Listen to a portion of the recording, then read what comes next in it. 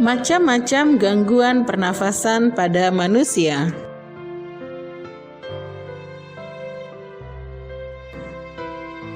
1. Influenza.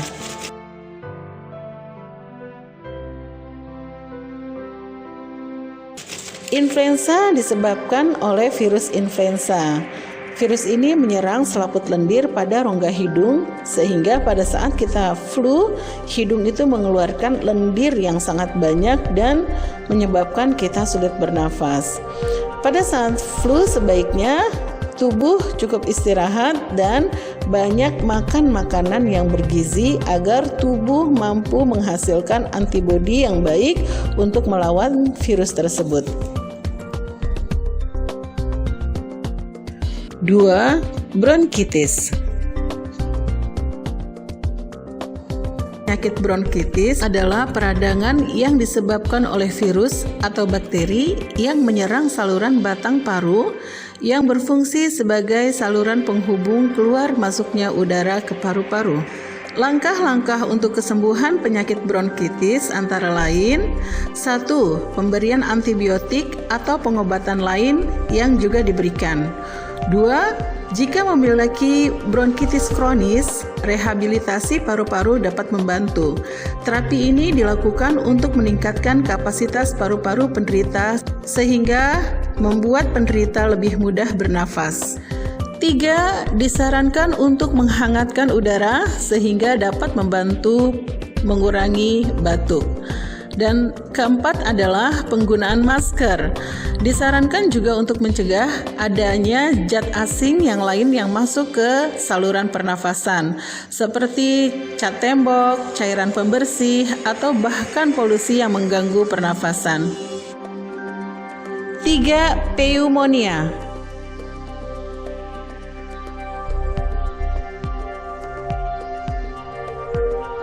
Pneumonia adalah infeksi saluran pernafasan pada bagian kantung paru-paru. Infeksi ini bisa disebabkan oleh bakteri, virus, ataupun jamur.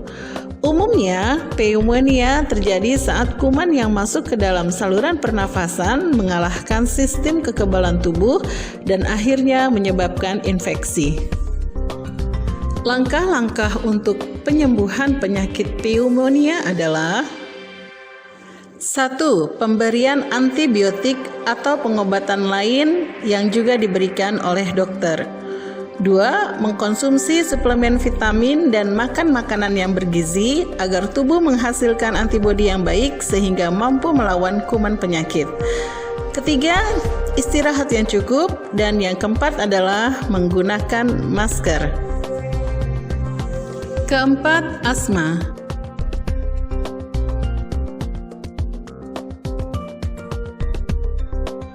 Asma disebabkan oleh penyempitan saluran pernafasan. Sesak napas menjadi tanda umum dari penyakit ini.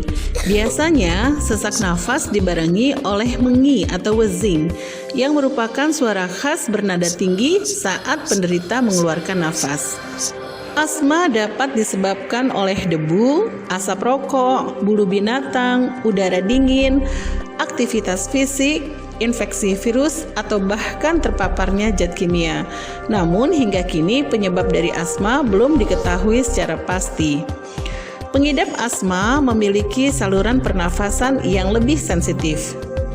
Oleh karena itu, hindari pemicu penyebab asma.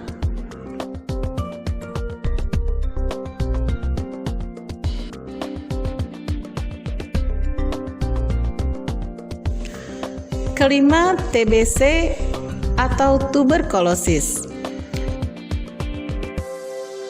Penyakit ini disebabkan oleh bakteri Mycobacterium tuberculosis. Bakteri ini menyebar di udara melalui semburan air liur dari batuk atau bersin seseorang pengidap TB.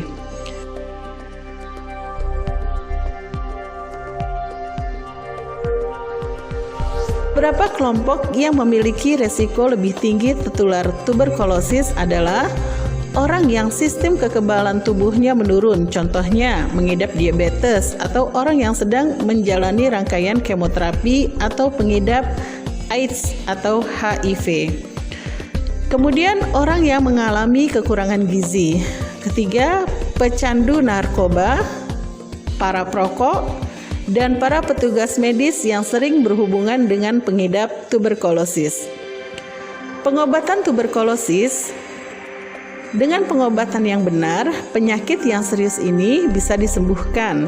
Langkah pengobatan yang dibutuhkan adalah dengan mengkonsumsi beberapa jenis obat anti-tuberkulosis yang harus diminum selama jangka waktu tertentu, minimal 6 bulan.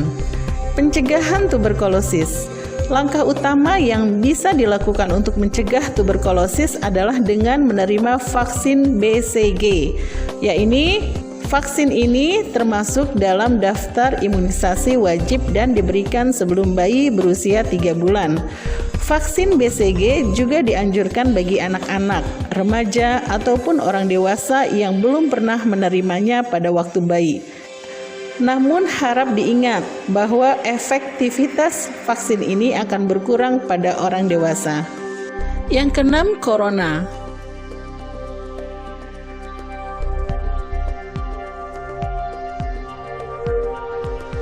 Corona disebabkan oleh virus COVID-19 atau novel coronavirus. Virus ini mengakibatkan infeksi pada saluran pernafasan.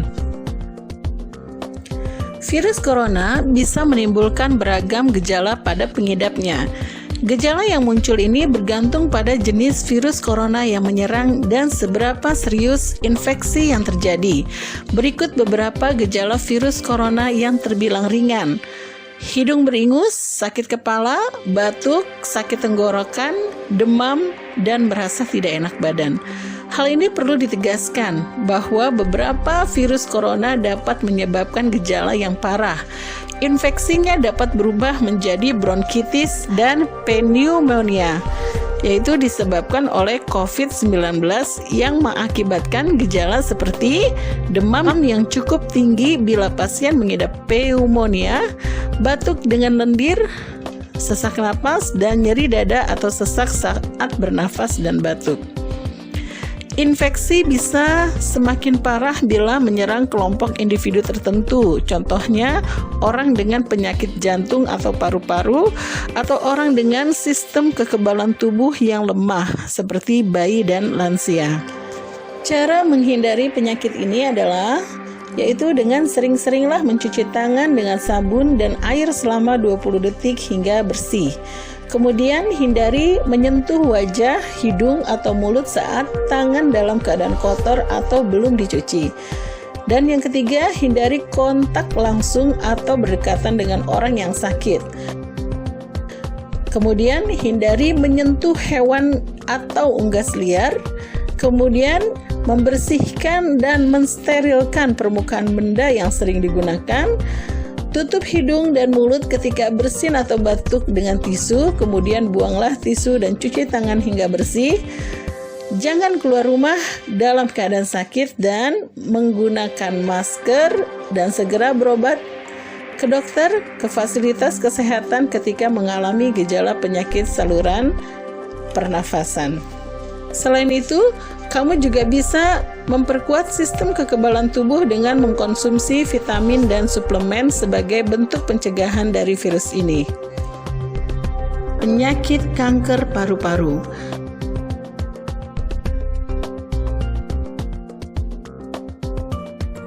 Penyebab utama kanker paru-paru adalah kebiasaan merokok, sehingga perokok aktif merupakan kelompok yang paling rentan terhadap kanker paru-paru.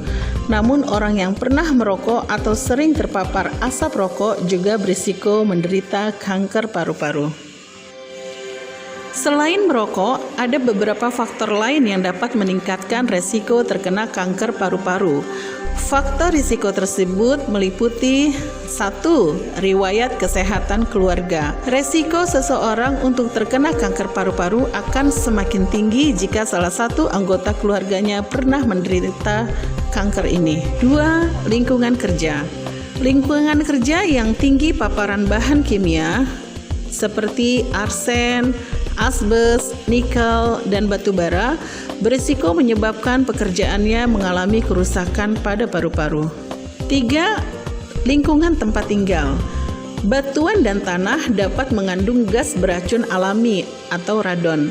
Radon juga bisa ditemukan di bangunan tua. Jika sering dihirup, radon akan merusak paru-paru. Yang keempat, polusi udara. Polusi udara dalam aktivitas sehari-hari, misalnya asap kendaraan di jalan raya atau asap pabrik di lingkungan kerja, juga akan meningkatkan resiko seseorang terkena kanker paru-paru. Dan yang terakhir adalah terapi radiasi. Pasien kanker jenis lain yang menjalani pengobatan dengan metode radioterapi memiliki resiko lebih tinggi untuk terkena kanker paru-paru. Cara merawat dan menjaga alat kesehatan pada manusia.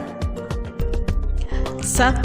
Mengkonsumsi makan makanan yang bergizi seimbang dan cukup minum air. 2. Berolahraga secara teratur. 2. Mencuci tangan dengan sabun. 3. Menggunakan masker jika perlu. 4. Gunakan tisu untuk menutup mulut dan hidung ketika kita bersin. Dan yang kelima adalah menjaga kebersihan lingkungan.